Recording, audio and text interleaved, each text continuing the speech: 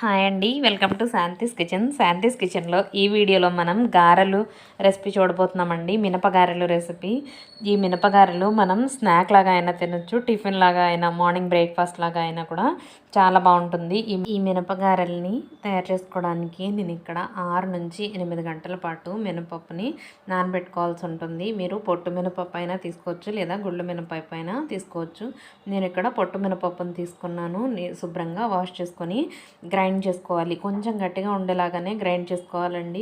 ఇడ్లీ పిండి కన్నా కూడా గట్టిగానే ఉండాలి. చూడండి, వీడియోలో చూపించిన విధంగా గ్రైండ్ చేసుకోవాలి. గ్రైండ్ చేసుకొని అందులో రుచికి సరిపడా ఉప్పును కూడా మనం గ్రైండ్ చేసుకునేటప్పుడే యాడ్ చేసుకోవాలండి. యాడ్ చేసుకొని పిండిని రెడీగా పెట్టుకోవాలి. ఇలా పిండిని గ్రైండ్ చేసిన వెంటనే గారెల్ని వేసేయాలండి. 1 అవర్ లోపే వేసేయాలి, లేదంటే పులుపుగా అయిపోతుంది.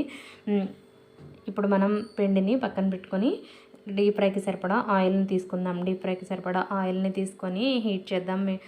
హీట్ చేసేటప్పుడు మనం ఒక గిన్నెలో వాటర్ని తీసుకొని పక్కన పెట్టుకుందాం. వాటర్ని తీసుకొని ఈ వాటర్ని మనం హ్యాండ్ తడుపుకోవడానికి యూజ్ చేసుకోవడానికండి. ఈ వాటరు మనం పిండిని కొంచెం కొంచెం ముద్దలుగా తీసుకుంటాం కదా, అప్పుడు హ్యాండ్ తడుపుకోవడానికి ఈ వాటర్. అలాగే ఒక పాలిథిన్ కవర్ స్క్వేర్ షేప్లో తీసుకొని మనకు హ్యాండ్ అంతా దీని మీద స్ప్రెడ్ చేసుకుందాం. గారెలాగా మీరు హ్యాండ్తో చేసేటైతే హ్యాండ్తో అయినా చేసుకోవచ్చు. ఇదిగో చూడండి, పిండి కన్సిస్టెన్సీ వీడియోలో చూపించిన విధంగా గట్టిగా ఫ్లఫీగా ఉంటే గారెలు చాలా బాగా వస్తాయి. వీడియోలో చూపించిన విధంగా కన్సిస్టెన్సీ వచ్చేలాగా పిండిని మీరు రెడీ చేసుకోండి.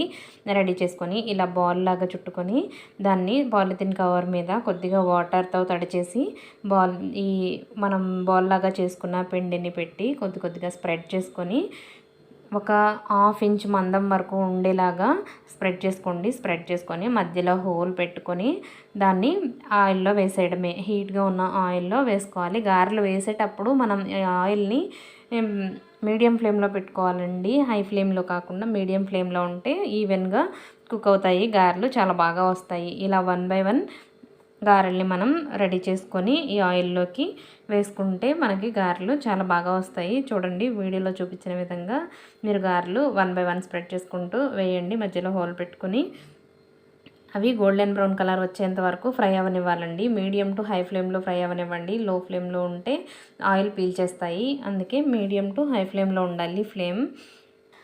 ఇలా గారెల్ని మనం ఆయిల్లోకి డ్రాప్ చేసిన తర్వాత వెంటనే గరిటె పెట్టి వేరే సైడ్ తిప్పేసేయద్దండి. అలా తిప్పేస్తే గారెలు చిరిమినట్టు అయిపోతాయి. అలాగే ఆ పిండి కూడా గరిటెకి అంటుకొని గారెలు సరిగ్గా షేప్ రావన్నమాట. అందుకనే వేసిన తర్వాత కొద్దిసేపటి పాటు ఇలా ఫ్రై అవ్వనివ్వండి. ఫ్రై అయిన తర్వాత వేరే సైడ్కి టర్న్ చేయొచ్చు. ఈలోపు ఆయిల్ ఫుల్గా మనం గారెలాగా పిండిని స్ప్రెడ్ చేసుకొని వాటిని ఆయిల్లోకి డ్రాప్ చేసుకోండి. చేసుకున్న తర్వాత గారెలు కలర్ చేంజ్ అవ్వడానికి కొంచెం టైం పడుతుందండి. 5 to 10 మినిట్స్ పాటు టైం పడుతుంది మనకి గోల్డెన్ బ్రౌన్ కలర్లోకి రావడానికి.